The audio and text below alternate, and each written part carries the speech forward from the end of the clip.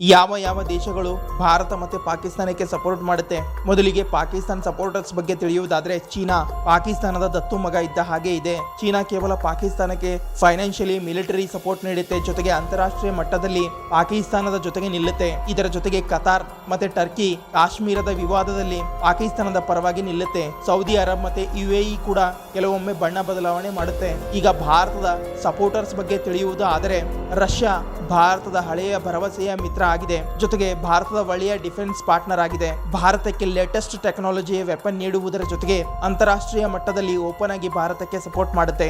ನಂತರ ಬರುತ್ತೆ ಅಮೆರಿಕ, ಭಾರತದ ಎಕನಾಮಿಯಲ್ಲಿ ದೊಡ್ಡ ರೋಲ್ ಪ್ಲೇ ಮಾಡ್ತಾ ಇದೆ. ನಂತರ ಬರುತ್ತೆ ಇಸ್ರೇಲ್, ಭಾರತದ ಸ್ಟ್ರಾಂಗ್ ಡಿಫೆನ್ಸ್ ಮತ್ತೆ ಟೆಕ್ನಾಲಜಿ ಪಾರ್ಟ್ನರ್ ಆಗಿದೆ. ಫ್ರಾನ್ಸ್ ಮೇಲೂ ಭಾರತದ ನಂಬಿಕೆ ಇದೆ.